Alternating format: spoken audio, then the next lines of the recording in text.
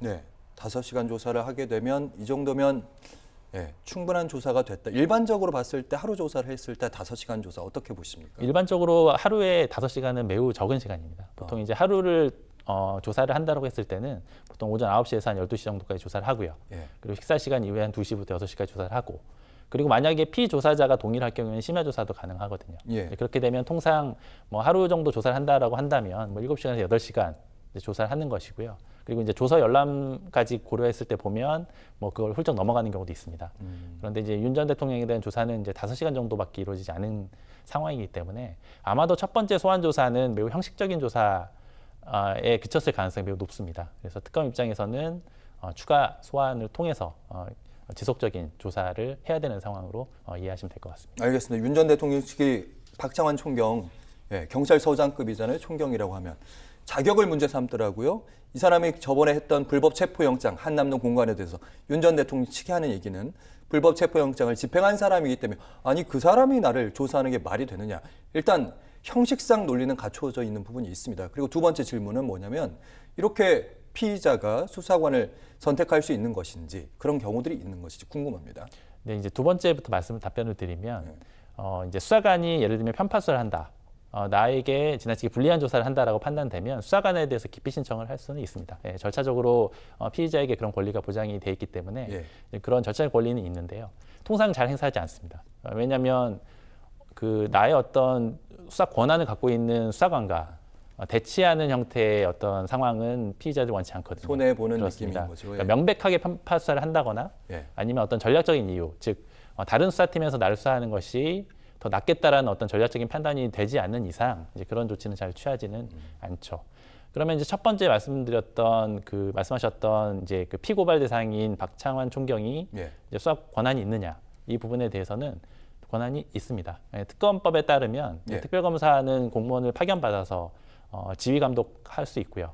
그 지휘 감독 권한 내에서 어떤 수사 담당자로 지정이 됐기 때문에 이제 조사하는 것은 문제가 없고요.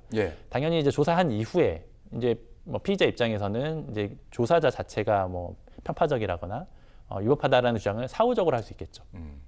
그렇기 때문에 이제 특검 입장에서는 변호인 측이 그 주장을 한다고 해서 뭐 수사관을 교체하거나 할 의무나 상황은 아니고요. 아마도 그 사건을 계속 담당해왔던 그 담당자이기 때문에 아마도 해당 부분 혐의에 대해서는 박창환 총경이 계속 조사를 할 가능성이 현재로서는 높아 보입니다. 윤 전 대통령 측의 말이 되려면 그게 불법 체포 영장이었다. 이 부분이 말이 돼야 된다는 그런 말씀을 들었습니다. 그렇죠.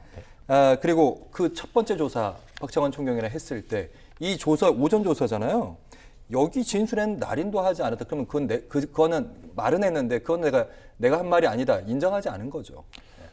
이제 조서에 날인을 한다라는 것은 이제 말씀하신 것처럼 내가 조사를 받으면서 내가 한 말대로 조서가 정리가 되어 있는지를 확인하는 절차입니다.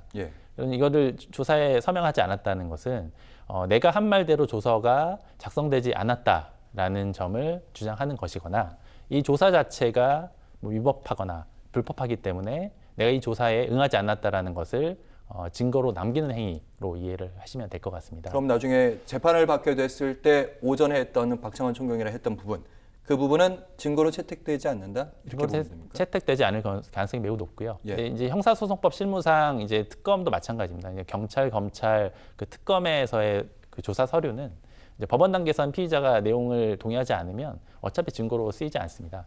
근데 이제 수사기관에서 왜 조사를 받느냐? 이것은 이제 나중에 법원에서 증거로 활용되기 위한 목적도 있지만 이 조사를 해야 신병 처리가 가능합니다. 예를 들면 구속영장을 청구하기 위해서는 이제 피의자를 조사를 했고 피의자가 어떤 식으로 주장을 하고 어떤 식으로 항변을 하고 있는지에 대한 자료를 법원에 제출을 해야 됩니다. 그래서 그런 절차로서의 의미는 있는 것이고요. 아마도 오전에 서명에 응하지 않았다라는 것은 이제 말씀드렸던 어떤 이 체포 과정에서의 불법 관련된 혐의에 대해서는 이제 조사에 응하지 않았던 것으로 보이고요. 아마도 이제 오후에 진행되었던 이제 비상계엄 관련된 국무회의 관련된 조서에는 아마 서명을 한 것으로 보입니다. 그래서 그날 아마 조서가 2개 정도 작성된 게 아닌가라고 일단 예상이 되고요. 그래서 아마 날인하지 않은 부분은 윤 전 대통령 측의 어떤 변호 전략 정도로 이해하시면 될 것 같습니다. 그 변호 전략이 성공적일지는 좀 더 시간이 지나면 드러나게 될 텐데 그러면 이제 특검팀 입장에서 2차 소환하지 않습니까? 그러니까 오전 부분 그러니까 체포영장 집행 부분, 비아폰 증거인멸 교사 이 부분은 이제 조사가 제대로 안 된 거잖아요. 그럼 그 부분을 다시 집중적으로 물어볼 것인지 아니면 윤 전 대통령 측이 생각하지 못한 다른 혐의를 가져올 것인지 어떻게 보세요? 네, 이제 특검 쪽에서는 뭐 여러 가지 전략을 세우고 있을 것이라서 이제 외부에서 이걸 단언해서 예상하기는 조금 어려운 점이 있습니다. 다만 분명한 것은 이제 특검에서 최초 그러니까 윤 전 대통령을 조사하려고 했던 혐의는 이제 말씀드렸던 이 특수고문집행 방해와 증거인멸 교사 혐의고요. 예상컨대 아마 이 부분에 대한 조사를 마치고 아마 윤 전 대통령에 대한 신병 처리를 계획을 했던 것으로 보입니다. 그렇기 때문에 이제 2차 소환 때는 이 부분에 대한 추가 조사를 할 것으로 예상이 되고요. 이 부분에 대한 조사가 일정 부분 마무리가 되면 이제 특검법에 명시되어 있는 다른 혐의들, 이를테면 뭐 외환죄나 이제 노상원 수첩에 기재되어 있던 정친 체포 관련된 내용, 그리고 비상계엄 당시에 이제 여러 기관을 압수수색했던 부분, 그리고 뭐 그와 관련돼서 뭐 수사를 방해했거나 어떤 무마했던 뭐 관련자들이 있는지 이제 이런 부분에 대한 추가 수사를 할 것으로 보이고요. 아마도 순서상 말씀드렸던 이제 그 특수공무집행 방해 혐의부터 수사를 시작하지 않을까 그렇게 예상이 됩니다.